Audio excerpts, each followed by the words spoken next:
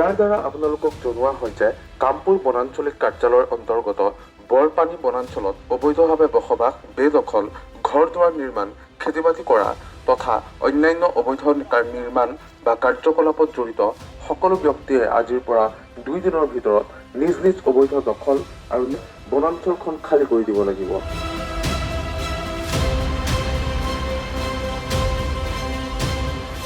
উচ্ছেদ চলিব।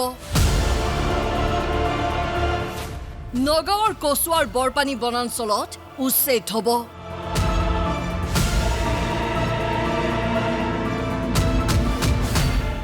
দীৰ্ঘদিন ধৰি বৰপানী সংৰক্ষিত বনাঞ্চলত বেদখল হৈ আহিছে। সংৰক্ষিত বনাঞ্চলৰ ভূমি বেদখলমুক্ত কৰিবলৈ সাজু হৈছে বন বিভাগ। বৰপথাৰ গাঁও পঞ্চায়তৰ অন্তৰ্গত বৰবিল উটমাৰী গাঁৱত উচ্ছেদ অভিযান চলিব।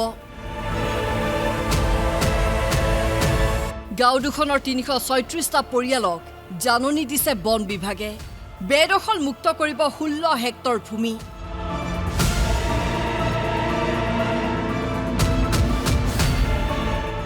জাননী পাই ইতিমধ্যে বহু পৰিয়ালে ঘৰ দুৱাৰ ভাঙি নিজে নিজে আঁতৰি গৈছে। তেওঁলোকে কয়, 3 দিনৰ সময় দিছে, আমি দুখীয়া মানুহ এতিয়া ক'ত যাম। গতিকে আমি মুখ্যমন্ত্ৰী মহোদয়ৰ ওচৰত প্ৰাৰ্থনা জনাওঁ যে আমাক দুখীয়া বুলি অলপ থাকিবলৈ জেগা যাতে দিয়ে। আৰু আমাকহে দেখিছে, আমি মুছলিম হোৱাৰ কাৰণে আমাকহে দেখিছে উচ্ছেদ কৰিবৰ কাৰণে।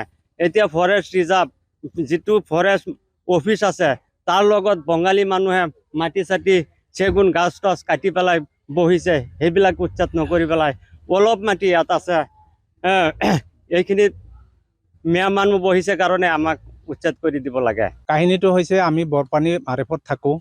আমি প্ৰায় 27 বছৰমান হ'ল ইয়াত আহা।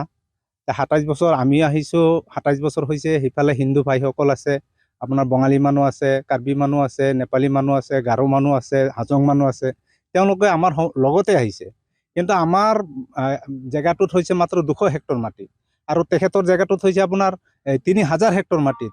আপোনাৰ আজিৰ পৰা কিজানি 6 মাহ 7 মাহ আগত আমাৰ গোটেইখিনি ছাৰ্ভে কৰিছে। তেখেতৰো 2টামান গাঁও ছাৰ্ভে কৰিছে, কৰি পেলাই আমাক নোটিছ দিছে। আমাক নোটিছ দিছে, তেখেতক নোটিছ দিয়া নাই।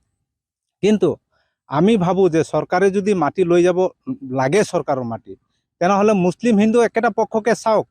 কিন্তু আমি মুছলিম হৈছোঁ বুলি আমাৰ মাটিখিনি তেওঁলোকে লৈ যাব আৰু হিন্দু মানুহখিনিক নোটিছ নিদিব। আমি তেওঁলোককো নকওঁ যে তেখেতকো কেদি দিয়ক, কিন্তু তেওঁলোকেও থাকক। যদি আপোনাৰ প্ৰয়োজন 2টা মানুহক কৰক। নগাঁও জিলা প্ৰশাসনৰ সহযোগত উচ্ছেদ অভিযানৰ বাবে সম্পূৰ্ণ প্ৰস্তুত হৈছে বন বিভাগ। বৰপানী সংৰক্ষিত বনাঞ্চল বেদখলমুক্ত কৰিবলৈ বহু দিনৰ পৰা দাবী উঠি আহিছিল। সংৰক্ষিত বনাঞ্চলখন বেদখলমুক্ত হোৱা বিচাৰে সকলোৱে। কামপুৰৰ পৰা অৰূপ বৰাৰ ৰিপৰ্ট, অসম লাইভ 24।